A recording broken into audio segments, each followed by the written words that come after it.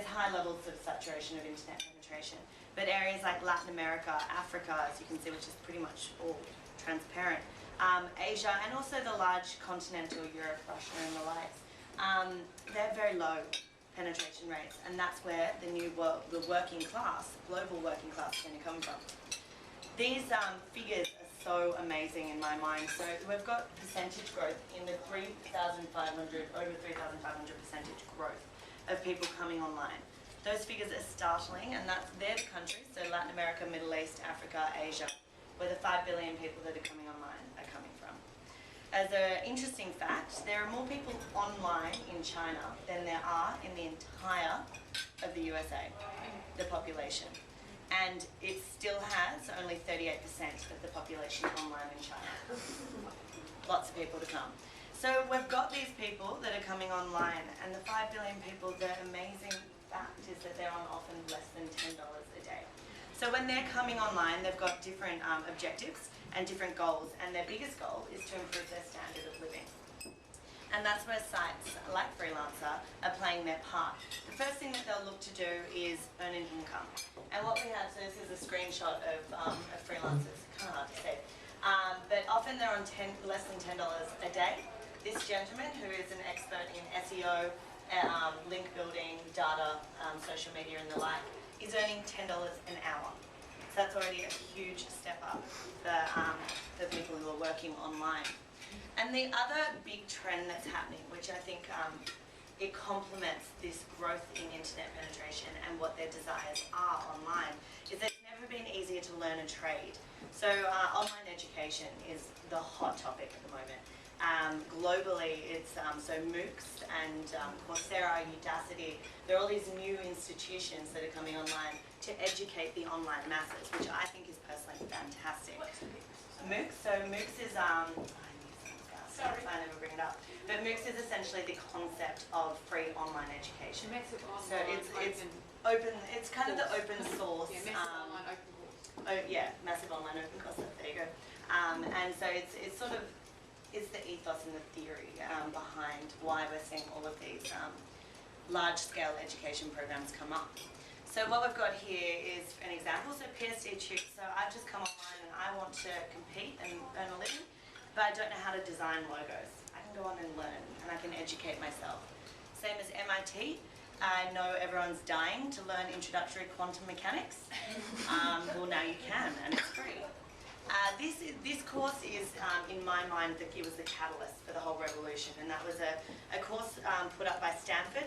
So this gentleman here, who you can't really see, Sebastian Brun, he was a lecturer at Stanford, and he thought to himself, I have 100 people in my class, and why can't I open it up to everyone else? So he put his class online for artificial intelligence, and he had over 170,000 people enrolled from around the world. So that is, 8 times the total number of students at Stanford. What I think is even more incredible about this is that the top 400 students, none of them were from Stanford, they were from around the world. And it also had such an emotional pull for a lot of people that he had people from Afghanistan, Pakistan, areas where education is quite difficult to come by as is.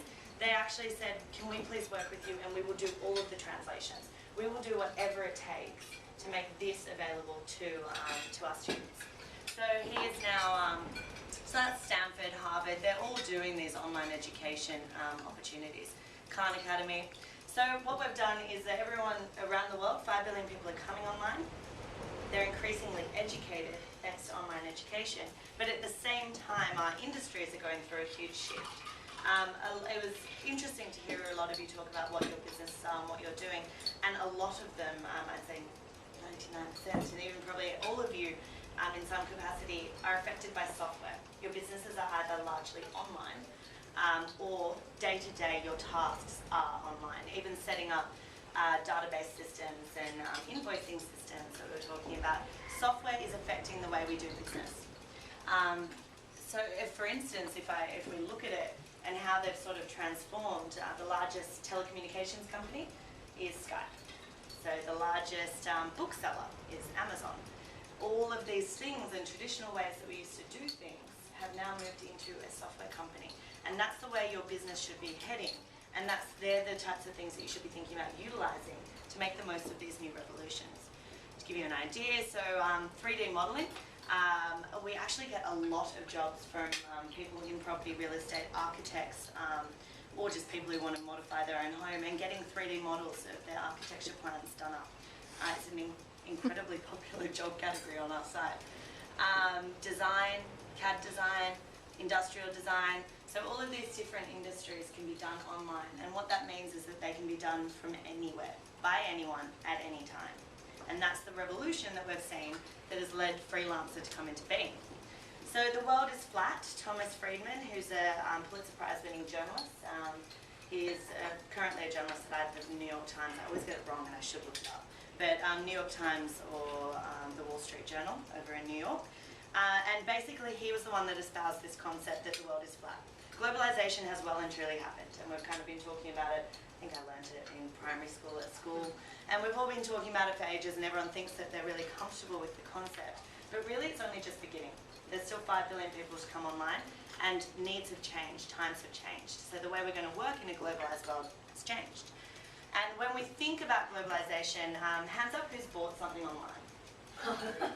Yes, who hasn't? I know. I bought a pair of sunglasses the other day that I was quoted in the store $380. I bought them online for $110. It's kind of hard to say no to that. But so we're very comfortable with buying goods online, and that was the form of globalization. Now it's going to be buying services online, and that's the way we're going to start to be using the internet, and that's where Freelancer steps in. So sites like Freelancer are like outsourcing freelancing services marketplaces. So Freelancer connects entrepreneurs around the world. The way we like to look at it is that in the West, we provide the productivity tool to assist those with the spark of an idea to turn it into reality. But in the East, and emerging, not even East anymore, is that in emerging economies, we empower entrepreneurs to start their own service businesses. So really in our mind, we're just making the connection, we're making collaboration happen, and we're making work get done. That's kind of a bit what I just said.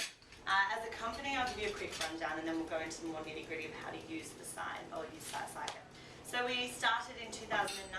We are the world's largest outsourcing marketplace. I should have updated my slides. We've got over 9 million users online, so we are the largest by number of users and projects.